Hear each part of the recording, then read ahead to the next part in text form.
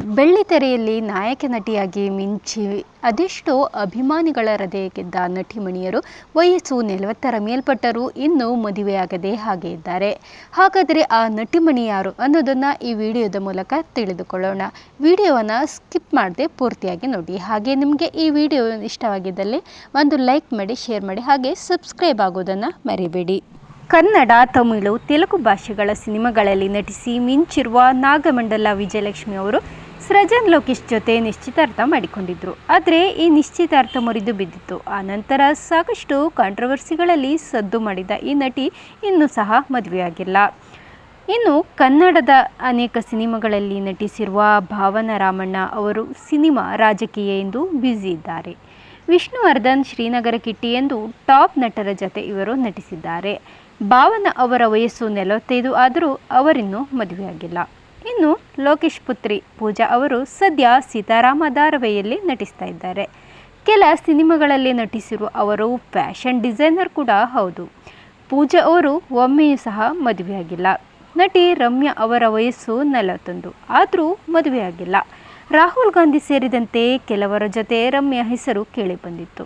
ಆದರೂ ಇನ್ನೂ ಅವರು ಸಿಂಗಲ್ ಆಗಿ ಉಳಿದುಕೊಂಡಿದ್ದಾರೆ. ಅಂದಹಾಗೆ ರಮ್ಯಾ ದಿನದಿಂದ ದಿನಕ್ಕೆ ತುಂಬ ಸುಂದರವಾಗಿ ಕಾಣ್ತಿರೋದಂತೂ ಸತ್ಯ. ಕನ್ನಡದಲ್ಲಿ 30ಕ್ಕೂ ಹೆಚ್ಚು ಸಿನಿಮಾಗಳಲ್ಲಿ ಸಿತಾರಾ ನಟಿಸಿದ್ದಾರೆ. ಡಾಕ್ಟರ್ ವಿಷ್ಣುವರ್ಧನ್, ಶಶಿಕುಮಾರ್, ಅನಂತ್ನಾಗ್ ಅವರ ಜೊತೆ ಸಿತಾರಾ ನಟಿಸಿದ್ದಾರೆ. 52 ವರ್ಷದ ನಟಿ ಸಿತಾರಾಗೆ ಇನ್ನೂ ಮದುವೆಯಾಗಿಲ್ಲ. ಹೆತ್ತವರಿಂದ ದೂರ ಆಗಬೇಕು ಎಂದು ನಾನು ಮದುವೆಯಾಗಿಲ್ಲ ಎಂದು ಸಿತಾರಾ ಹೇಳಿದ್ದಾರೆ. ಆದರೆ ನಿರ್ಮಾಪಕ ಮುರಳಿಯನ್ನು ಪ್ರೀತಿಸಿದ್ದರು ಎಂಬ ವದಂತಿ ಇತ್ತು. ಆದರೆ ಮುರಳಿ 2010ರಲ್ಲಿ ಹೃದಯಾಘಾತದಿಂದ ನಿಧನರಾಗ್ತಾರೆ. ಹೀಗಾಗಿ ಸಿತಾರಾ ಕೆಲ ವರ್ಷ ಡಿಪ್ರೆಷನ್ನಲ್ಲಿದ್ದರು ಎಂದು ಹೇಳಲಾಗ್ತಿದೆ. ಇನ್ನು ಚೆಲ್ಲಾಟ, ಹುಡುಗಾಟ, ಹುಚ್ಚ ಸಿನಿಮಾಗಳಲ್ಲಿ ನಟಿಸಿರುವ ರೇಖಾ ವ್ಯಾಧವಾಸ ಅವರು ಸದ್ಯ ಚಿತ್ರರಂಗದಿಂದ ದೂರ ಇದ್ದಾರೆ. ರೇಖಾ ವ್ಯಾಧವಾಸ ಅವರು ಕೆಲ ವರ್ಷಗಳ ಕಾಲ ಚಿತ್ರರಂಗದಿಂದ, ಸೋಷಿಯಲ್ ಮೀಡಿಯಾದಿಂದ ದೂರನೇ ಇದ್ದರು. ಆನಂತರ ಅವರು ಮತ್ತೆ ಫೋಟೋಶೂಟ್ ಮಾಡಿಸಿ ಸಿನಿಮಾಗಳತ್ತ ಮುಖ ಮಾಡುವ ಮನಸ್ಸು ಮಾಡಿದರು.